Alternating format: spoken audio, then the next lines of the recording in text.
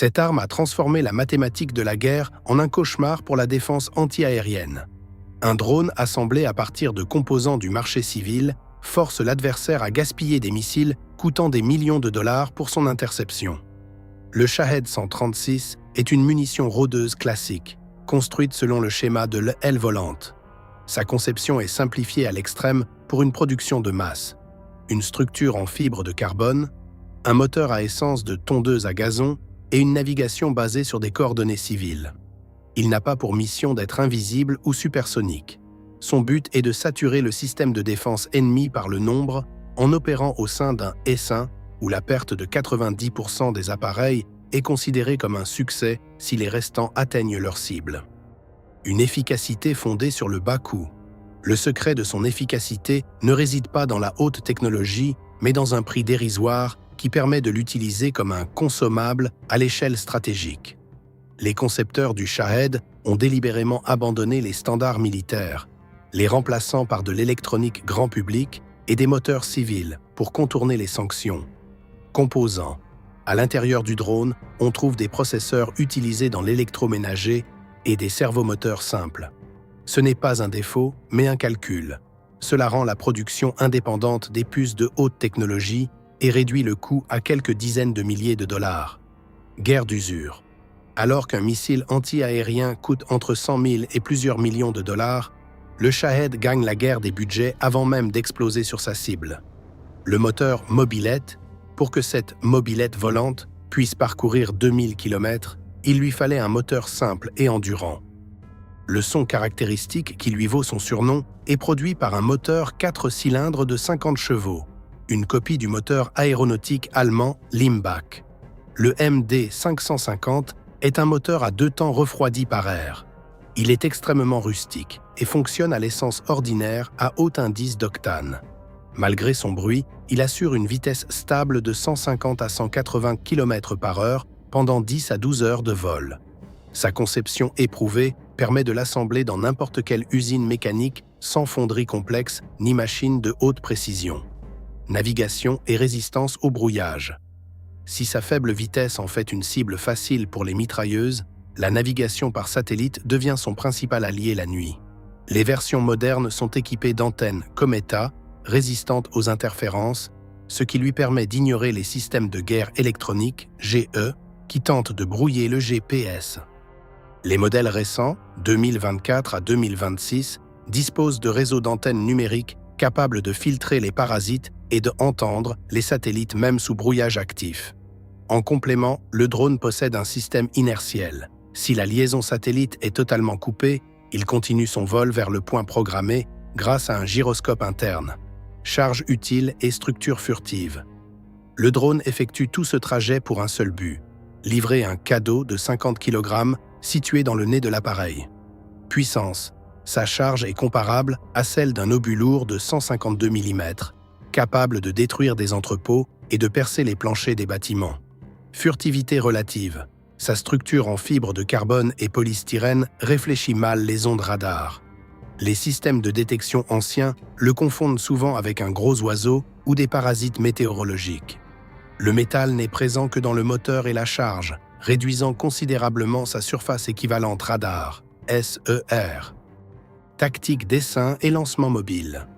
Pour lancer une telle machine sans aérodrome, les concepteurs utilisent un départ assisté par fusée.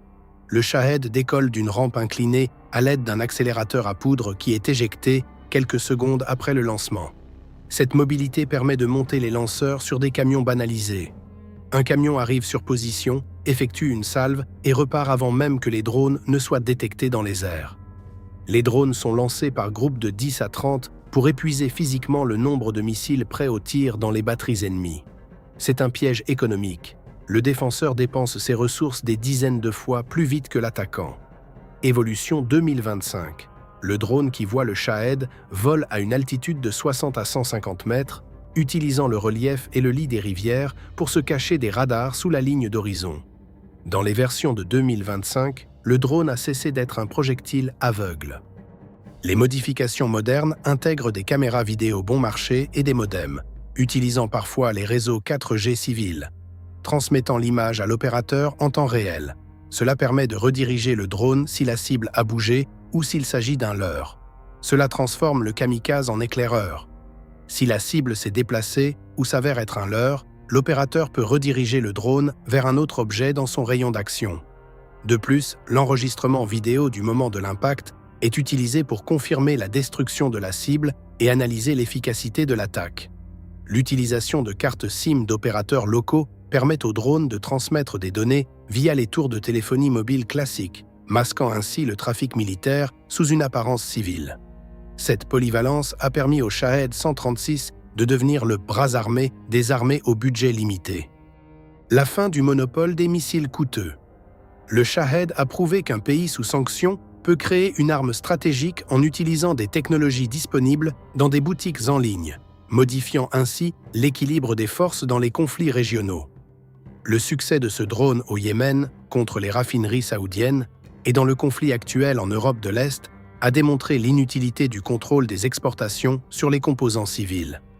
Désormais, n'importe quel pays ou groupe disposant d'une base technique minimale peut créer un analogue du Djeran. Cela marque la fin de l'ère du monopole des missiles de croisière coûteux.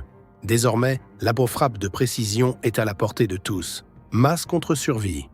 Cependant, cette production de masse se paie par une faible capacité de survie face à l'artillerie anti-aérienne. Les vrais ennemis. Le principal adversaire du Shahed n'est pas le missile Patriot, mais les simples canons anti-aériens de type Gepard ou des groupes de chasseurs équipés de mitrailleuses lourdes. Vulnérabilité. En raison de sa faible vitesse et de son moteur bruyant, le drone est facilement repérable par des capteurs acoustiques. L'artillerie anti-aérienne, dotée de caméras thermiques, les abat avec une grande efficacité en utilisant des munitions bon marché. Le dilemme du défenseur, le problème est qu'il y a toujours plus de Djerans que de canons anti-aériens.